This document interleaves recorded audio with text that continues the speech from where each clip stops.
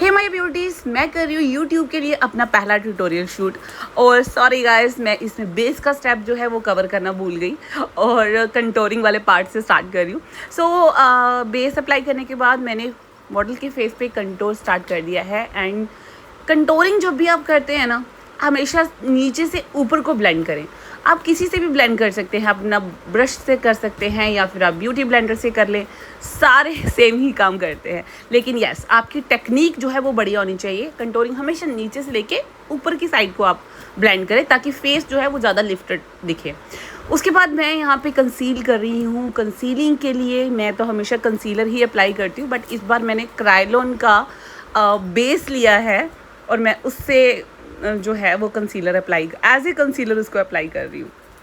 तो under eyes area में मैंने बहुत अच्छे से कंसीलर भर भर के लगाया है, बिकॉज जब भी मैं थोड़ा हैवी मेकअप करती हूँ, ब्राइडल मेकअप्स होते हैं या फिर क्लाइंट को कुछ स्पेशल लगना होता है, तो मैं कंसीलर थोड़ा हैवी रखती हूँ।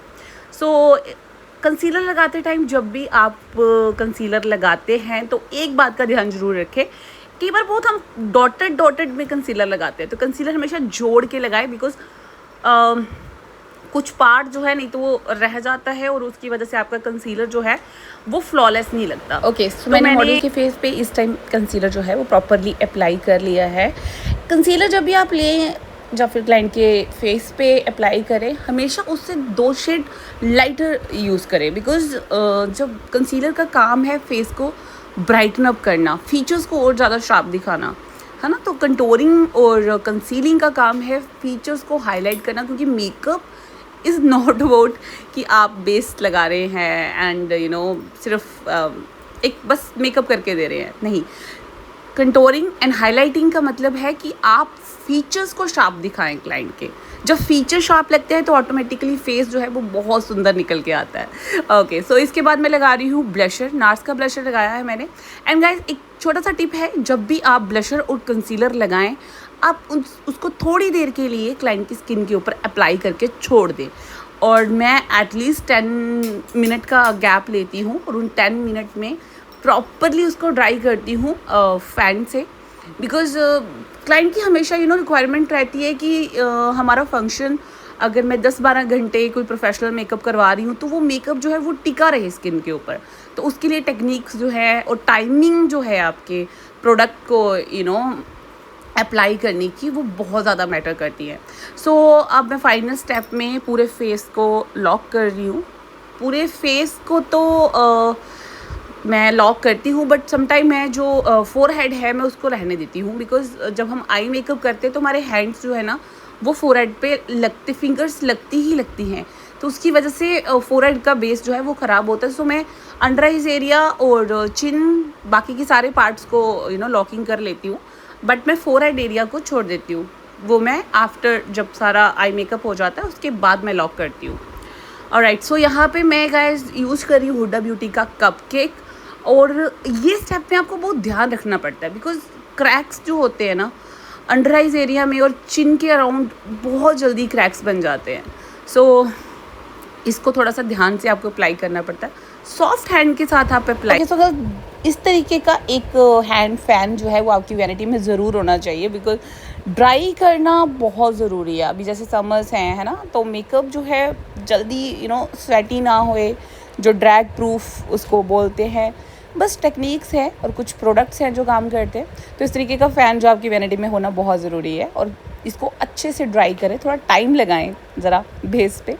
ओके, सो अब मैं कर रही हूँ आई मेकअप। तो आई मेकअप में मैंने इनर कॉर्नर के ऊपर एक पिंक शेड का एक शाइनी सी शेड जो है मैंने वो इनर कॉर्नर पे दे दी है। तो हमारी मॉडल को यहाँ पे थोड़ी सी भूख लग रही थी, साथ साथ में वो मंचिंग कर रही है एंड अपनी कोल्ड कॉफ़ी पी रही है। एनीवे, ओके, सो गाइस, इसके बाद जो पहला स्टेप मेरा रहता है हमेशा आई मेकअप में, मैं एक डार्क बेस जो है मैं पक्का देती हूँ आईज को आई शेडो अप्लाई करने से पहले, बिकॉज इससे आई शेडो जो है उसका कलर जो है बहुत अच्छा निकल के आता है।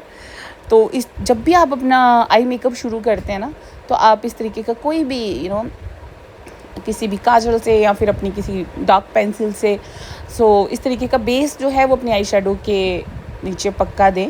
एंड ट्रस्ट मी गाइस, ये एक गेम चेंजिंग टिप है, आप ज़रूर इसको अप्लाई करके देखें। उसके बाद अपनी आई शेडोज़ जो है वो अप्लाई करें, एकदम पिगमेंट उठ के आएगा। So blending is the key, as you all know. अच्छे से ब्लेंड करें, आई मेकअप हो, बेस हो, ब्लशर हो, जो भी मेकअप में आप अप्लाई करें, सब में ब्लेंडिंग जो है वो बहुत मैटर करती है। सो मैं यहाँ पे आई मेकअप जो है सच मैंने कोई लुक इसमें डिसाइडेड करके नहीं रखी है क्या करना है, बट ये कुछ मेरी ऐसी लुक है जो मैं ऑल टाइम फेवरेट आप इसको कह सकते हो। जब भी मुझे कुछ समझ में नहीं आता तो मैं ये लुक ट्राई कर लेती हूँ। ओके, सो मैं एक ब्राउन बेस ले रही हूँ, ब्राउन आई शेडो ले रही हूँ, और ब्राउन आई शेडो को मैंने अच्छे से जहाँ जहाँ मैंने ब्लैक बेस दिया था उसके ऊपर अप्लाई कर रही हूँ। एंड यस, ब्लेंडिंग बहुत इम्पॉर्टेंट है, ब्लेंडिंग इज़ द की।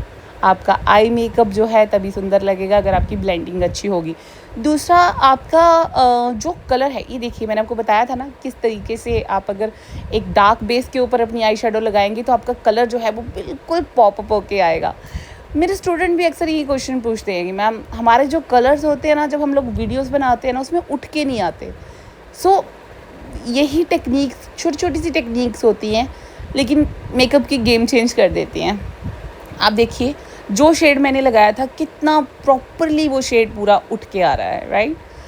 ओके, सो ऊपर जो क्रीज लाइन पे मैं बिल्कुल सॉफ्ट कलर लेके, इसी ब्राउन शेड का एक सॉफ्ट सा शेड लेके मैं क्रीज पे ब्लेंड कर रही हूँ, ताकि ये सारा जो आईज मैंने आई शेडो दिया है एकदम ऐसे सीमलेस हो जाए, पूरा ब्लेंडेड लगे। आई शेडो जब आप लगाओ तो ऐसे जब तक ब्लेंडिंग नहीं होती ना तब मज़ा नहीं आता। सो आप किस तरीके से लगाना चाहते हैं आउटर कॉर्नर, आप मैं हमेशा स्नैच लुक जो है वो ज़्यादा प्रेफर करती हूँ, क्योंकि मुझे ऐसा लगता है कि उससे आईज़ अगर आपकी लिफ्टेड लगती हैं तो आईज़ बहुत ज़्यादा खूबसूरत लगती हैं। वैसे ये टेक्निक्स हर आई शेप पे नहीं जा सकती हैं, कईयों की आईज़ अप टर्नड आइज़ होती हैं, अगर उसके ऊपर आप इस तरीके से ऐसे स्नैच लुक दोगे तो वो अप टर्नड आइज़ और ज़्यादा अप टर्न लगेंगी। तो आपको हमेशा जब भी आई शेडो लगानी है सोच के लगानी है कि क्लाइंट की आई शेप्स को ध्यान में रख के लगानी है। हर चीज़ हर किसी पे सूट नहीं करती है गाइस। सो यस, दूसरी आइज़ पे भी मैं सेम टेक्निक जो है वो अप्लाई कर रही हूँ। सो अब गाइस मैं कर रही हूँ इनर कॉर्नर को थोड़ा सा और ज़्यादा हाईलाइट, क्योंकि जो लुक मेरे माइंड में आ रही है उसके लिए इनर कॉर्नर्स बहुत हाईलाइटेड होने चाहिए। सो मैं इनर कॉर्नर में और ज़्यादा हाईलाइट जो है अप्लाई कर रही हूँ।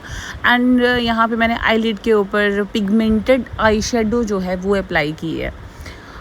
पिगमेंटेड आई शेडो आप कभी सिंगल भी अप्लाई कर सकते हैं, और अगर आपको उसको और ज़्यादा इन्हांस करके दिखाना है तो इसके ऊपर फिर आप ग्लिटर अप्लाई कर सकते हैं। तो मैंने यहाँ 2-वे जेल लगा ली थी, और 2-वे जेल के बाद मैं उसी के ऊपर ग्लिटर्स लगा रही हूँ। और गाइस ये ग्लिटर्स जो मैं अप्लाई कर रही हूँ किसी भी ब्रांड के नहीं हैं, ये किसी लोकल मार्केट से लिए थे।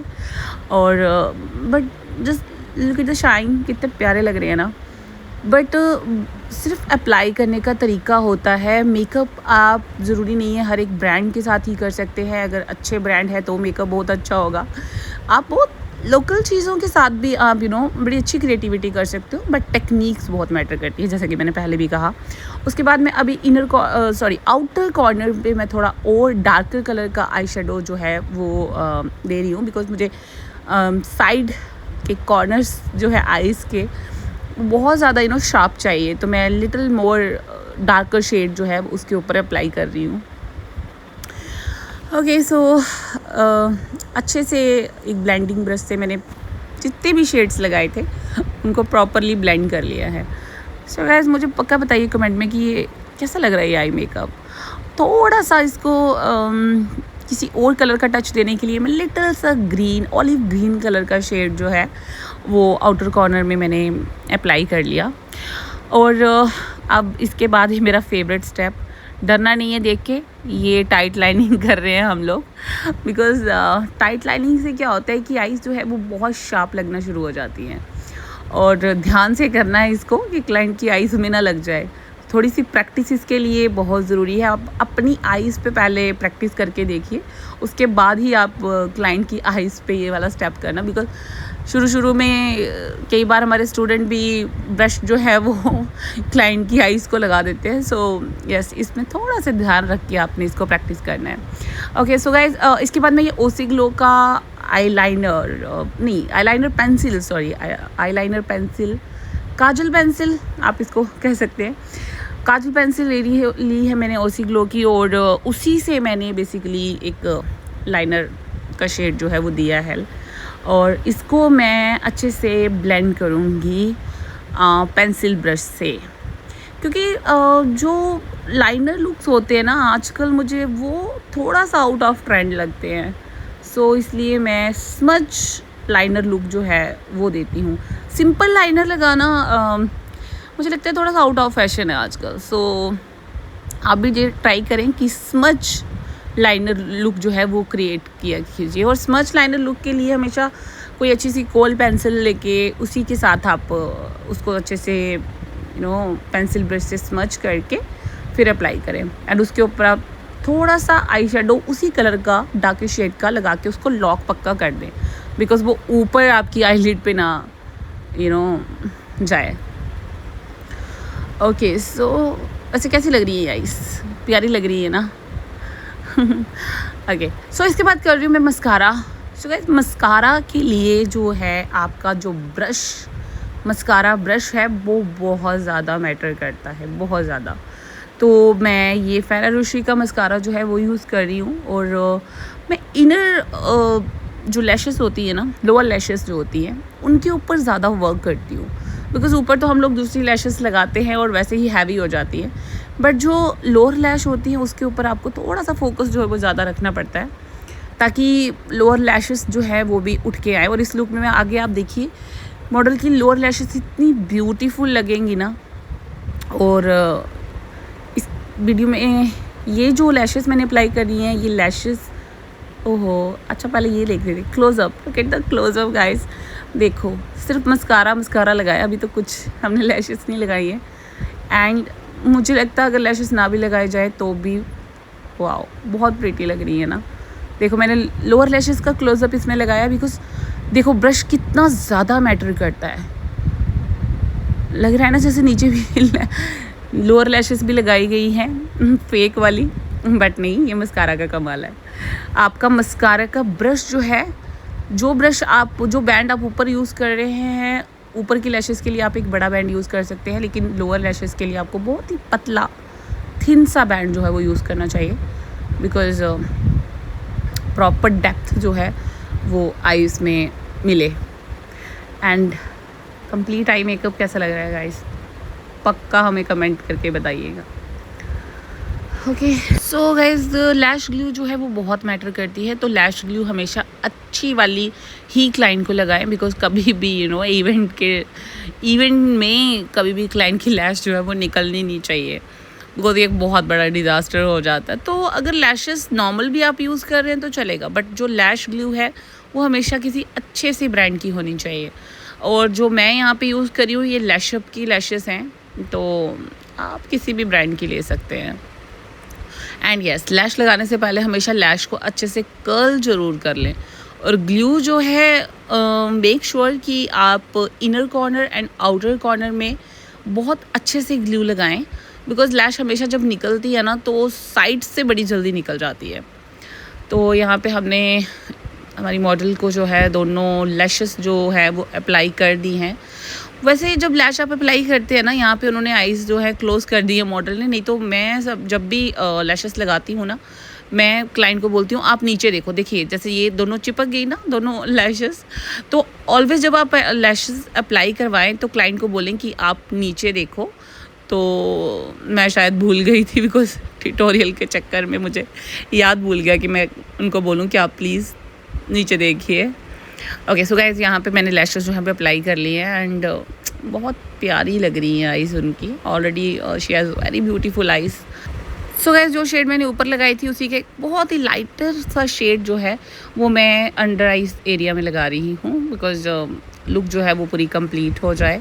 एंड जो साइड्स है उनको नीट करने के लिए यहाँ मैं एक लाइटर कलर का आई शेडो जो है वो एक ब्रश से लगा रही हूँ, बिकॉज प्रॉपरली आइज की जो शार्पनेस है वो निकल के आए एंड वो एक नीट सा लुक जो है वो आ जाए। और उसके बाद मैं आइज़ में एक न्यूड कलर का जो काजल है वो लगा रही हूँ, बिकॉज आइज़ और पॉपअप होके आए और ज़्यादा ब्राइटन अप लगे।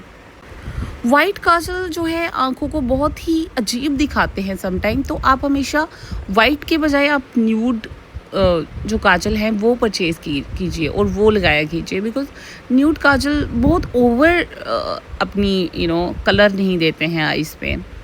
एंड यस ये मैं फाइनल स्टेप जो है वो मैं यहाँ पे विंग बना रही हूँ। एंड गाइज मैं हमेशा जो विंग है वो एंड में बनाती हूँ अपने आई मेकअप के, बिकॉज मैं ये देखती हूँ कि क्लाइंट को सूट कर रहा है कि नहीं कर रहा, क्योंकि विंग भी हर एक आंख की शेप पे नहीं जाते हैं।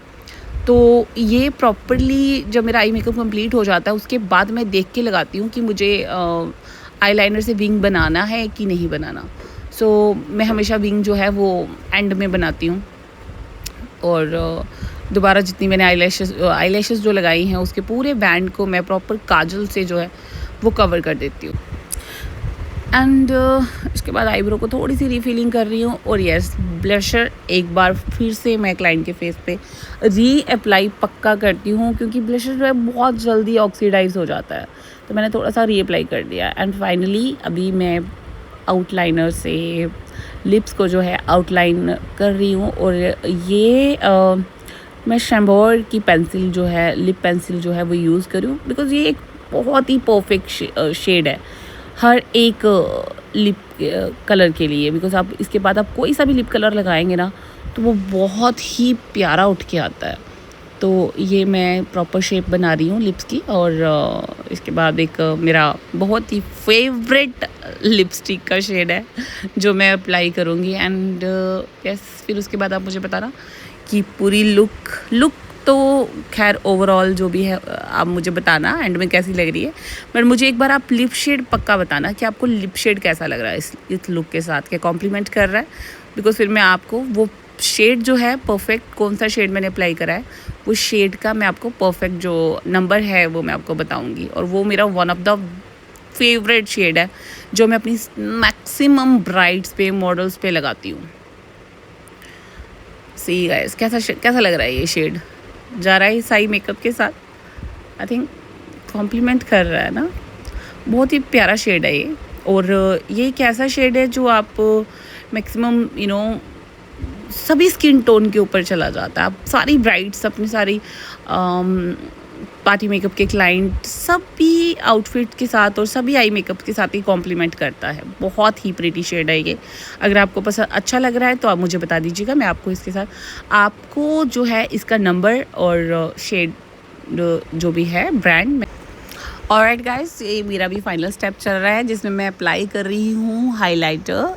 और हाइलाइटर जो है वो मैं डियोर का यूज़ कर रही हूँ।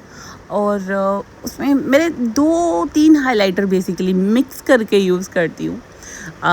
एक forever 52 Dior and third is Fenty Beauty. So highlighter पूरे फेस को एक अलग ही लाइटन अप कर देता है बेसिकली आपके मेकअप को। तो जो आपका हाइलाइटर है वो आपको वाइजली चूज़ करना चाहिए। ज़्यादा चंकी हाइलाइटर्स जो हैं वो पूरे मेकअप को ओवर दिखाने लगते हैं समटाइम, और आपने जितना भी मेकअप किया होता है वो अजीब लगने लग पड़ता है समटाइम हाइलाइटर की वजह से। सो यस अगर मैं बाकी चीज़ें कुछ नॉर्मल भी यूज़ करूँ तो मैं हाइलाइटर जो है वो हमेशा अच्छे ब्रांड का यूज़ करती हूँ। सो मैं Dior and Fenty Beauty and forever 52 ये 3 हाइलाइटर हैं जो मेरे ट्रस्टेड। सो यस ये विदाउट लाइटिंग मैंने कुछ वीडियोस क्लिक करी हैं। मेकअप देखिए कितना ब्यूटीफुल लग रहा है। और बाकी की सारी फुल लुक देखने के लिए आप मेरा इंस्टा फॉलो कर सकते हैं, उसमें मैंने ये लुक प्रॉपरली डाली है। एंड ट्रस्ट मी गाइस बहुत प्यारा मेकअप उठ के आया था। एंड जैसे जैसे टाइम होता जाता है मेकअप आपका और ज़्यादा ब्यूटीफुल होता जाता है, अगर टेक्निक सही हो तो। See you in my next tutorial. Love you all.